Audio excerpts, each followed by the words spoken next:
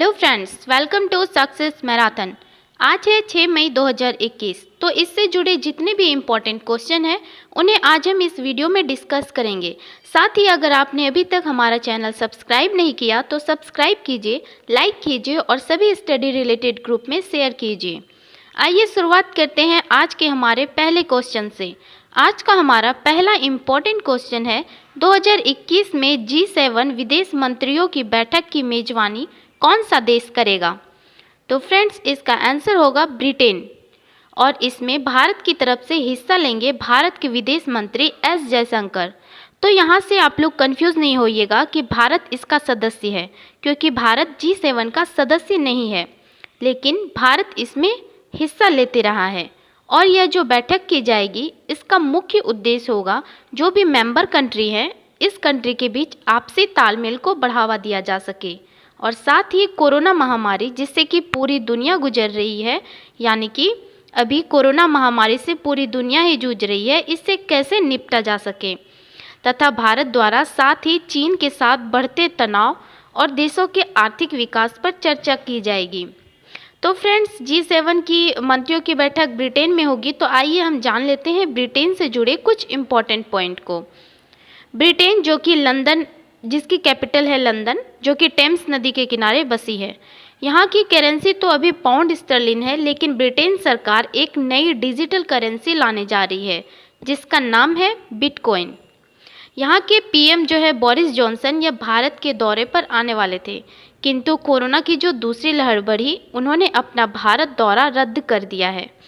साथ ही ब्रिटेन आने वाले ईयर 2030 तक पेट्रोल और डीजल बंद कर देगा, यानी कि पूरी तरह से इलेक्ट्रिक व्हीकल की शुरुआत करेगा। और ब्रिटेन और फ्रांस के बीच इंग्लिश चैनल है जिसकी लंबाई 24 किलोमीटर है। यहाँ G7 की बात की जा रही है तो G7 की शुरुआत 1973 के तेल संकट के बाद हुआ था। इसके बाद इसकी स्थापना हुई थी, यानी कि पहले इसे G6 के नाम से जाना जाता था। 1976 में कनाडा इसमें शामिल हुआ, जिसके बाद यह G7 के रूप में जाना जाने लगा। आइए जानते हैं G7 के मेंबर सदस्य के बारे में। G7 के मेंबर कंट्री हैं फ्रांस, जर्मनी, इटली, यूके यानी कि यूनाइटेड किंगडम्स, जापान, अमेरिका और कनाडा। फ्रेंड्स, आपको एक बार फिर बता दें कि भारत इसका सदस्य देश नहीं है। आज का हमारा अगला क्वेश्चन है, पश्चिम बंगाल की लगातार तीसरी बार मुख्यमंत्री कौन बनी है? तो फ्रेंड्स, इसका आंसर होगा ममता बनर्जी। तो ये ममता बनर्जी तीसरी बार बंगाल की मुख्यमंत्री बनी है। आप सभी जानते ही हैं ममता बनर्जी, ये तो इनका जो निर्वाचन क्षेत्र था नंदीग्राम, यहाँ से चुनाव हार गई, किंतु इनकी जो पार्टी थी टीएमसी, ये इसमें चुनाव जीत गई, यानी कि टोटल जो सीट 292 सीट थी, इसमें इन्होंने 213 सीटें जीती हैं। यदि हम बात करें पश्चिम बंगाल की तो इसकी राजधानी कोलकाता है। कोलकाता यह हुगली नदी के किनारे बसा है, और जो हुगली नदी है आप कह सकते हैं कि यह गंगा ही नदी है, यानी कि गंगा नदी जो कि बहती हुई आती है और इसकी एक धारा जो कि पश्चिम बंगाल में प्रवेश करती है, जिसे आप हुगली नदी के नाम से जानते हैं। और इसी नदी पर एक ब्रिज है जो है हावड़ा ब्रिज। अगर बात की जाए यहाँ पश्चिम बंगाल की, तो दुनिया का सबसे बड़ा डेल्टा सुंदरवन डेल्टा, यह भी पश्चिम बंगाल में स्थित है। साथ ही साथ यदि आप करंट से रिलेट करेंगे तो भारत का पहला टायर पार्क यह पश्चिम बंगाल में ही स्थापित किया जाना है। अगला क्वेश्चन है, हाल ही में किस राज्य के मुख्यमंत्री ने इस्तीफा दिया है? तो फ्रेंड्स, अभी हाल ही में केरल के मुख्यमंत्री ने इस्तीफा दिया है। बात करते हैं केरल की, तो केरल की कैपिटल है तिरुवनंतपुरम। यहाँ के गवर्नर हैं आरिफ मोहम्मद खान। हाल ही में केरल में कोविड-19 रोगियों की सेवा के लिए कर्मी बोट रोबोट अभियान शुरू किया गया है। तिरंगा पहल की शुरुआत भी केरल में की गई है। अगला क्वेश्चन है, वैज्ञानिकों ने हाल ही में यूरेनियम का सबसे हल्का रूप कौन सा बनाया है? तो फ्रेंड्स, इसका आंसर होगा यूरेनियम 214।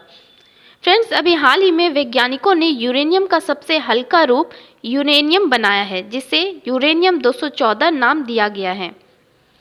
सबसे पहले मैं आप सबों को यूरेनियम से जुड़े कुछ इम्पॉर्टेंट पॉइंट बता देती हूँ।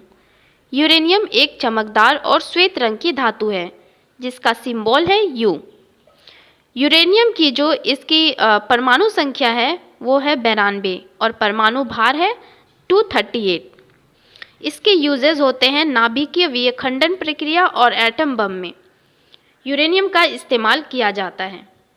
अगला क्वेश्चन है, भारत की तीसरी सबसे बड़ी भारतीय आईटी कंपनी कौन सी बनी है? तो फ्रेंड्स, इसका आंसर होगा विप्रो। अभी हाल ही में HCL को पीछे छोड़ते हुए भारतीय आईटी कंपनी जो विप्रो है यह तीसरी सबसे बड़ी भारतीय आईटी कंपनी है। तो इससे पहले दो कौन है? तो पहले है TCS यानी कि टाटा कंसल्टेंसी तथा दूसरी है इन्फोसिस और अब तीसरी बन गई है विप्रो, जिसने अभी हाल ही में 2.65 ट्रिलियन रुपए का बाजार पूंजीकरण हासिल कर लिया है। विप्रो जो कि भारत की तीसरी सबसे बड़ी आईटी कंपनी बन गई है, इसकी स्थापना हुई थी 29 दिसंबर 1945 को तथा इसका मुख्यालय बेंगलुरु में स्थित है। तो फ्रेंड्स, आज हमने इस वीडियो में 6 मई 2021 से रिलेटेड सभी इम्पोर्टेंट करंट अफेयर्स और इनसे जुड़ी महत्वपूर्ण जानकारी जो कि बार बार परीक्षा में पूछे जाते हैं उन्हें डिस्कस किया।